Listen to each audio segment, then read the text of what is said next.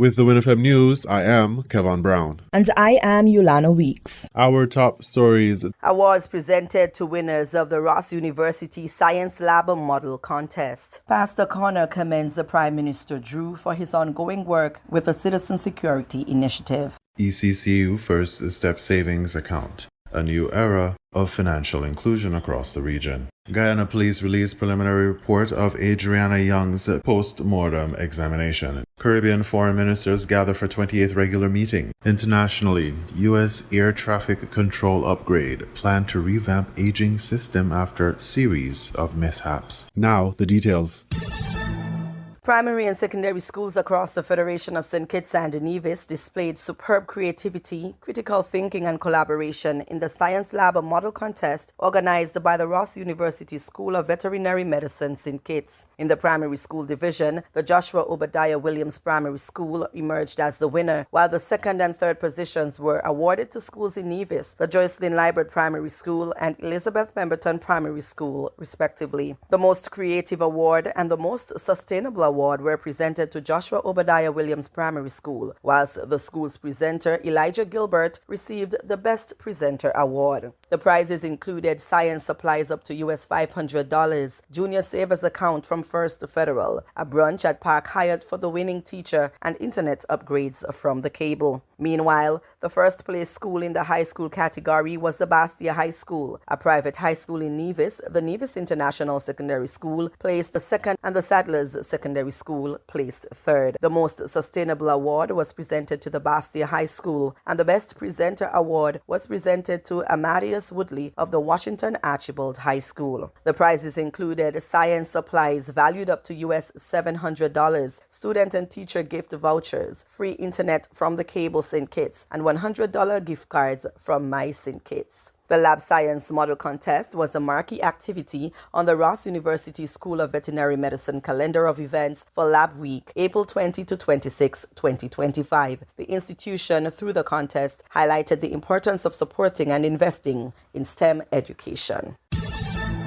On the May 7th, 2025 broadcast of ECCB Connects, two key figures from leading financial institutions in the Eastern Caribbean Currency Union ECCU discussed the newly introduced basic bank account, now known as the ECCU First Step Savings Account. Ron Leon, a senior manager of corporate services acting at Republic Bank EC in St. Lucia, and Sonia Roberts Carter, Chief Operations Officer of Eastern Caribbean Amalgamated Bank in Antigua and Barbuda, shared valuable insights on what this product means for ECCU residents and the financial sector. The ECCU First Step Savings Account is designed to provide a simple, hassle-free way for individuals to open a bank account, access various financial services, and take control of their financial future. The account will soon be available across all commercial banks within the ECCU, making a significant stride forward in financial inclusion. Ron Leon recounted the collaborative journey with the ECCB and regional regulators. I have had the opportunity of working with a very esteemed working group, including the ECCB and other regulators in the region. And it has truly been an eye-opening process. I think understanding, first and foremost, what really is expected from licensed financial institutions, particularly banks, as it relates to dealing with customers at the point of opening the accounts, was the biggest hurdle. He further emphasized the importance of establishing a common understanding. It's amazing to see how differently we thought on some of the requirements, which we really had been emphasizing for quite some time. But with that working group, we were able to establish a common ground on what is really required to get somebody into the financial system and have them with that account, which is critical for all of our citizens. Leon confirmed the readiness of institutions to advance the project. Sonia Roberts Carter illuminated the Eastern Caribbean Amalgamated Bank's pioneering experience with the ECCU First Step Savings Account. The customers have been responding well, asking a lot of questions to see if they do qualify for that account. We did open our first account this month since launching, and we'll continue to push to encourage persons who meet the criteria to open the account and enjoy the privilege of banking and all the access to financial services they will gain. Addressing the account's essential features, Robert Carter clarified, There's agreement that we will all adopt the same name in terms of setting up the product. As he said before, some banks are a little ahead of the game in others. We also agreed that once you are ready, you'll go ahead. So we would have the other banks coming on stream with the same product. We've done our best to streamline it so you have the same experience in terms of what's required in opening that account across the ECCU. Every financial institution, once they've launched their product and you're going, you can ask for it by that name. So that has been agreed among the banks as we collaborated on introducing the product. Bring your ID. We will take the information from you on address, a source of funds. And for the requirement for the product, of course, your deposit activity being in the region of $3,000 a month, $3,600 a year. That we ask as well, and of course the requirement being a resident of the ECCU as well. From the wider regional perspective, Ron Leon noted, all our financial institutions have started. Unfortunately, we are at different stages of readiness, so we can't all boast of having launched the product as yet, but I can guarantee that all financial institutions are working to launch the basic payment account, and it is truly a very big deal for us. It's unfortunate that I'm sitting in a blue background, but this really is a confetti type of moment. We are happy to actually get to this point to be able to serve the ECC region. Considering individuals who may be uncertain about qualifying for this account, Ron Leon offered solid advice. I would advise anyone who wishes to open a bank account, who may be in a situation where they're unable to provide something that has been quite critical for opening an account with banks, which is proof of income. You may not be able to give the bank a complete breakdown of your income. You may not be able to give the bank an exact proof of your residential address. If you fall into that category, this could possibly be the account for you. What we have done is to allow persons who fall into that category the opportunity to have basic banking services, payment processing, saving, of course, in our formal financial sector. So if you do fall into those two categories, then this account may be the one. Sonia Roberts-Carter expanded on the accessibility of the product. We are really geared towards banking persons who have never had a relationship with a licensed financial institution, commercial bank before. We're encouraging them bring what they have, one ID. They just need one government-issued ID. Come in, we will take the information in terms of address and source of funds for them, sign a simple attestation form, and they can begin to transact, having access to the banking system, cards, etc. So we're encouraging persons, if you've never established a relationship with bank before, it's simplified, made easier for you. Now is the time to do that. Responding to queries about customer concerns, Roberts-Carter remarked, "We haven't had many concerns raised by customers in terms of what it would mean for them. We have been sharing a lot of information so that they understand that through this product, they will get a debit card so they can transact, go to the ATM, swipe the card at merchants and do online purchases. We have communicated clearly that there are some limitations. Yes, they would not be able to do international wires with this product or have an overdraft facility, but we're also making sure that as we engage with customers that they know that this is their first step into the banking environment. And when they now graduate to that point where they will need these additional services that are limited with the first step, what it means to them is now we can graduate them into other products and services because they've matured in their banking." On the broader implications of financial institutions, Robert Carter stated, "First, given the regulation changes and the adjustments in guidance that would come through the regulators once those adjustments have been agreed to simplify the process, it now means that each financial institution has to look at their system, make system changes to accommodate that. They have to look at their policies and procedures and onboarding requirements and make those adjustments and implement them, put them into effect, so now the customer can get the benefit of those. So at different levels, depending on each institution, they may have additional parameter changes they have to make. We have to look at those setups of the product to meet the needs of the customers as well. So a lot of this has started, is happening in the background. We're here, as you know, at a first sort of or second sort of stage of the ease of banking. There is more to come as we make the adjustments now with additional regulatory guidance and additional regulation changes to make it, to allow us to now ease what we look for, what we ask for, I should say, in terms of the customer requirements. Ron Leon added the regional significance. I believe the biggest impact is really on our everyday man. Right now, it promotes and allows financial inclusion, which is a very broad term. But for the everyday person, it allows you to have this bank account, which is very necessary for savings, which means you no longer, if that were the case or the reality for you, need to try to keep cash stored in another room or in an envelope somewhere. It allows you to, for easier payment processing. So someone who may have been dependent on checks or cash for payments, businesses are now able to transact directly to your bank account, which is in most cases faster, more efficient, and cheaper. So it will improve the overall ECCU financial sector, create more efficiency, and of course, that financial inclusion that we want. Looking ahead, Ron Leon described the priorities of the working group.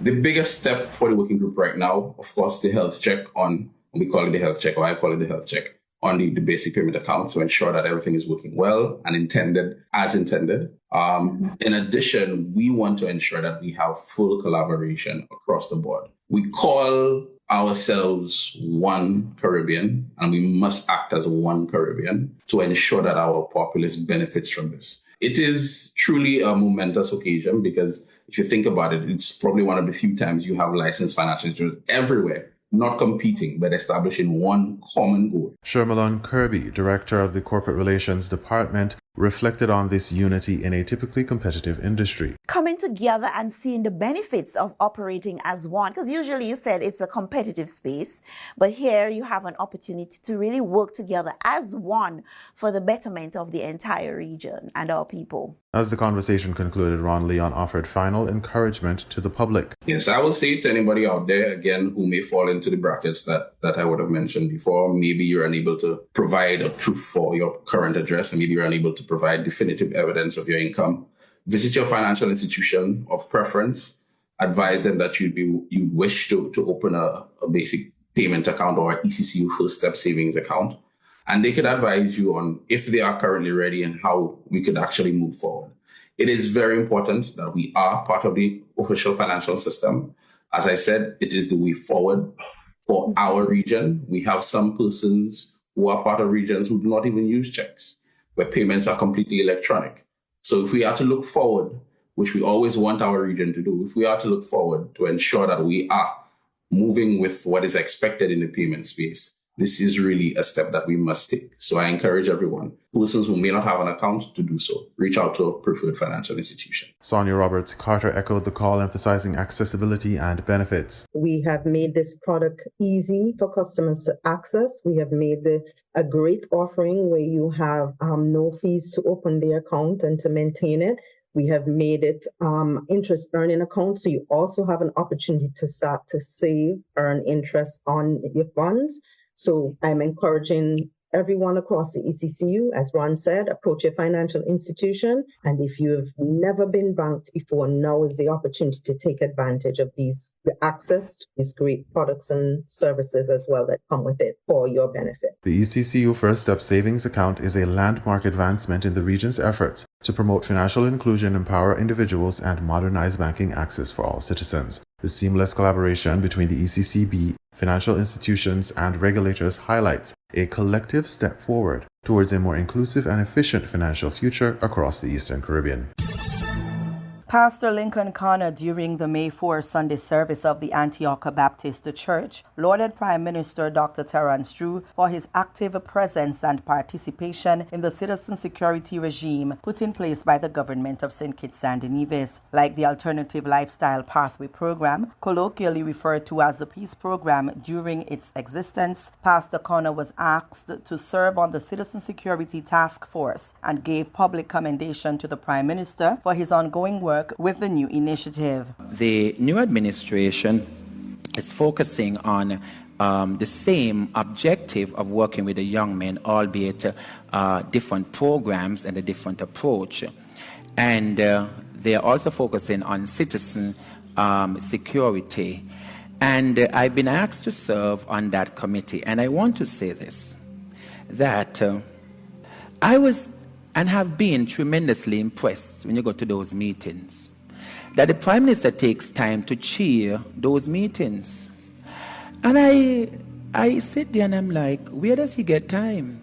No, but I'm serious. I want to make this point because I don't believe sometimes, Mr. Prime Minister, that some of the things that should be said are being said. The Prime Minister exudes a noticeable compassion for the young people, as explained by Pastor Connor, referring to Dr. Drew's presentations at the citizen security meetings. And when he speaks about these young men and their families and the family issues, I can feel the compassion coming from his heart and how he really believes that the young people can do something better for themselves.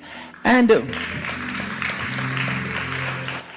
for me, that is important. Connor suggested an improvement in the public relations for the Prime Minister as a person so that more of the important things are brought to the public's attention. I don't think enough people appreciate the heart that you have for these young people, because that is not seen.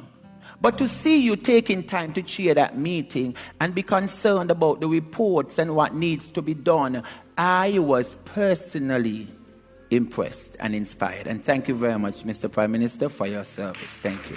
Prime Minister Drew was in attendance at the Antioch Baptist Church to celebrate International Firefighters Day with the St. Kitts and Nevis Fire and Rescue Services and a contingent of fire officers from overseas. Citizen security is a designation that focuses on the basic needs of an individual. The Department of Citizen Security, launched in 2024, plays a vital role in advancing the government's public health approach to addressing crime and violence within the Federation of St. Kitts and Nevis. It emphasizes the importance of addressing the root causes of crime, such as poverty, lack of education, and mental health challenges. Meanwhile, Connor expressed gratitude to Prime Minister Drew for his support of the Antioch Baptist Church and the Turnaround Agenda, a movement aimed at empowering boys and men in a positive light. In regional news, Guyana Police released preliminary report of Adriana Young's post-mortem examination. News source Guyana reports.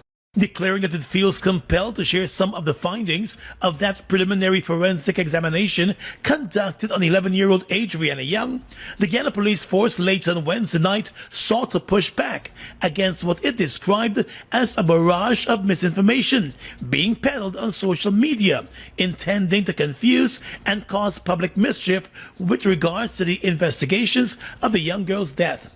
According to the police statement, the preliminary forensic examination report found that there was no evidence of sexual assault of the child.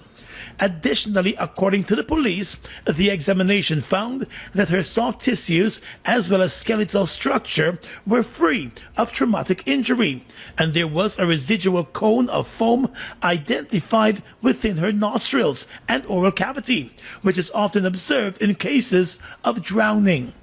The police said that the findings by the pathologist who conducted the examination dispels any contention that there was cotton wool in the child's nose. According to the police force statement, the forensic examination also found the skin changes observed were from prolonged immersion, with washerwoman changes noted on bilateral hands and soles. It said washerwoman changes are also consistent in cases of drowning. Washerwoman is used in forensic medicine to describe skin changes in drowning victims. The police noted that the forensic examination of the child's body also revealed that the skin was found to be intact and free from ante-mortem injuries, which means that she did not receive any injuries to her body prior to her death. The statement from the police also indicated that a forensic examination report found that the sphenoid sinus was found to have approximately 1 milliliter of liquid. The sphenoid is the airspace located in the brain consistent with drowning. The forensic report also revealed that liquid was also found in the lungs of the child, which is consistent, the police said, with drowning. The police said a comprehensive toxicological study of the blood and gastric contents from the child is being conducted by the National Medical Services Laboratories in the U.S. Additionally, tissue specimens are undergoing histological analysis by Mount Sinai's board-certified forensic and diagnostic pathologists in the U.S. According to the police, the purpose of the post-mortem toxicology analysis is to detect, identify, and quantify drugs, alcohol, poisons, or other toxic substances present in the body. The analysis helps determine whether any of those substances were present, and if so, whether they contributed to the death of the child.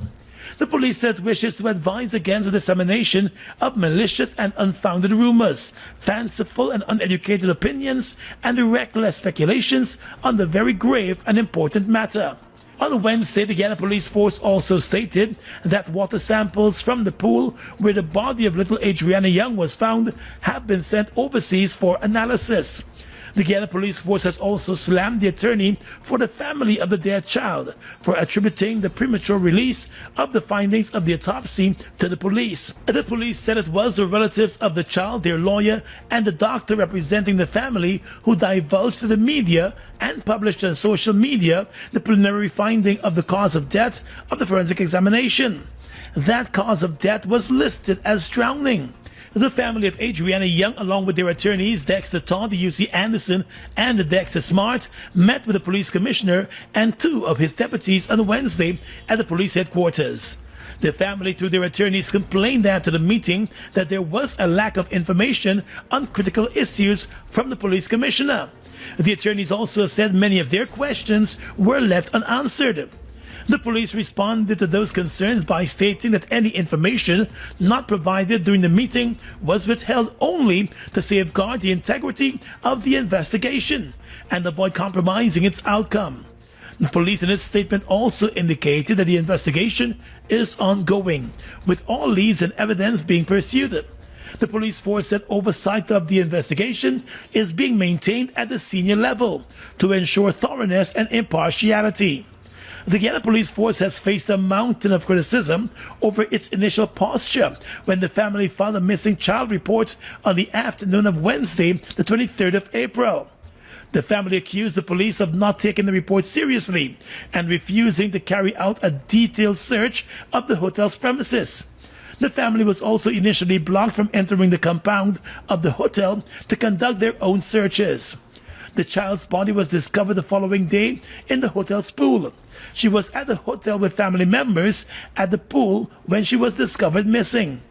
The police initially issued a statement claiming that the girl was captured on surveillance video leaving the hotel in a vehicle. Several hours later, the force admitted that the information was false. The girl's body was found in the hotel's pool. The family said several searches of that pool were earlier conducted and came up empty-handed, leading to several questions about her death and the discovery of her body in the hotel's pool. The discovery led to fiery protests outside the hotel and the destruction of the hotel's property. The entire building was gutted by fire. More fiery protests took place last Monday after the post-mortem examination concluded that the child died by drowning. The forensic post-mortem examination was conducted by 3 foreign independent pathologists, including one who was chosen by the family of the girl Adriana Young. The child is still to be laid to rest. Her funeral was set for this past Monday, but was postponed by the family. Caribbean foreign ministers gather for 28th regular meeting. DBS St. Lucia has the details. During the 2-day meeting, participants are expected to discuss priority issues of regional and international interest. Dr. Carla Natalie Barnett, CARICOM Secretary General says that this includes the situation in Haiti, relations with third states, candidatures, and developments in hemispheric and multilateral bodies. The Council will also engage with representatives of the governments of Mexico, the Philippines, Germany, and Portugal. In a world in which small states struggle to be heard, it is important to ensure we are well coordinated around our fundamental principles. CARICOM heads of government in the recent past engaged with leaders of Canada, Brazil, India, and Saudi Arabia. Several heads of government have engaged with the Secretary of State of the U.S. in March and also this week, and articulating matters of strategic interest to the community. The outgoing chair of the COFCOR, Dominica's Foreign Affairs Minister Vince Henderson, called upon the region to keep fighting for justice on issues such as climate change from bigger countries without fear. However, he also called for the region to be more self-sufficient in charting the way forward. And it's only once we have determined those very important ambitions that we can interface as a community with third states. Because sometimes we struggle on our messaging, we struggle on our approaches that we should use with partners, and we even struggle on which countries should become partners and allies and friends. But it seems to me we need to determine for ourselves how we see this Caribbean civilization evolving. The meeting began on Thursday, May 8th and will conclude on Saturday, 9th May 2025.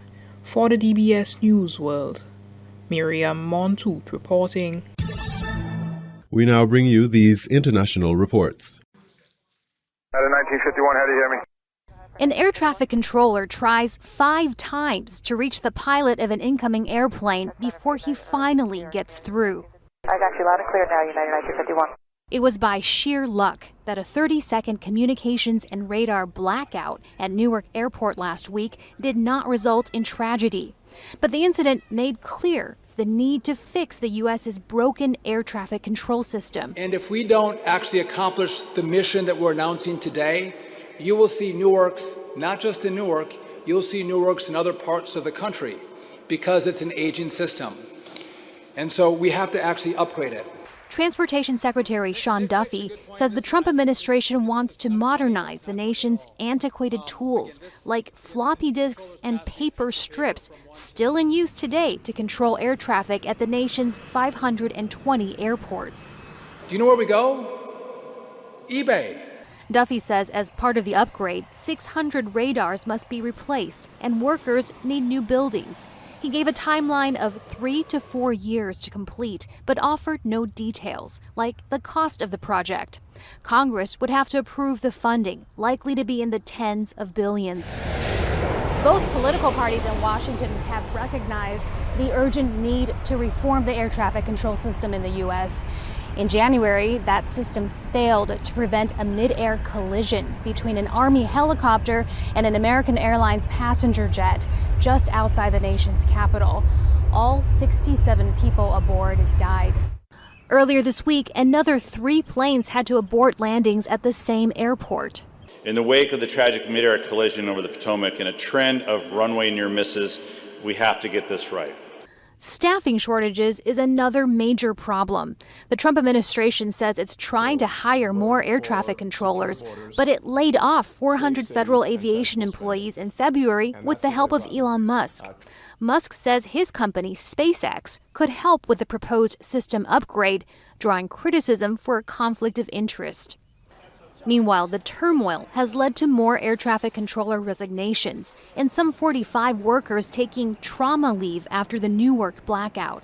The airport has been racked with flight delays since. I was delayed getting in here on United and I'm getting delayed getting out of here on JetBlue. I'm just a little annoyed because I've never been delayed so much in my life. The U.S. government has long recognized the need to update its air traffic control system, but past efforts have been slow, putting millions of air travelers at increasing risk. Heidi Jo Castro, Al Jazeera, Washington. Thousands of Russian troops marched past the Kremlin as Russia marks the 80th anniversary of the Soviet victory over Nazi Germany in the Second World War. The leaders of China and Brazil were among those attending the parade in Red Square. Ukraine's President Volodymyr Zelensky described the event as a parade of cynicism. He urged heads of state not to travel to Moscow. Addressing the troops and dignitaries, Vladimir Putin said Russia would always remember and appreciate the Allied contribution to victory in the Second World War, and said the entire country was supporting the so-called special military operation, a reference to Russia's invasion of Ukraine. The whole country, the society, the people supports those who are taking part in the special military operations. We are proud of their bravery, of the will, of strength of their will that only brought us victories. Well, President Trump's called for an unconditional 30-day ceasefire between Russia and Ukraine. Writing on social media, he said he was committed to securing a lasting peace. Mr. Trump's message comes after he held a phone call with Ukraine's President Volodymyr Zelensky, who said Kyiv is ready for the ceasefire starting this minute, and that it would be a real indicator of movement towards peace. Meanwhile, in Ukraine itself, fighting's continued, with authorities there saying Russia continues to attack across the entire front, despite an order from President Putin for a 3-day ceasefire. For its part, Russia accuses Ukraine of trying to make new incursions in the Kursk region. Our security correspondent, Frank Gardner, who's in Kyiv, told us more about where the ceasefire is holding and where it isn't. It's really a ceasefire in two parts, because where it is largely holding is over the skies here in Kyiv and other major cities, where in previous nights there have been absolute waves of Russian-sent drones coming across, occasionally ballistic missiles, anti-aircraft defense, engaging them. That hasn't happened now for the last 2 nights. So in terms of the air activity over most of Ukraine, the ceasefire is being observed.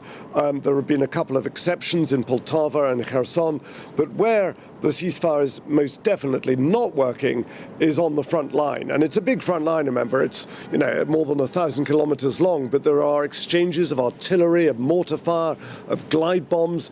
Ukraine, a few hours ago, accused Russia of launching nearly 100 glide bombs. These are old-fashioned Soviet heavy dumb bombs that are fitted with fins and GPS guidance systems that are then launched often from the Russian side of the border and aimed across the border at targets inside Ukraine. So Ukraine was never particularly optimistic that this ceasefire would be a full ceasefire. They've called it a smoke break.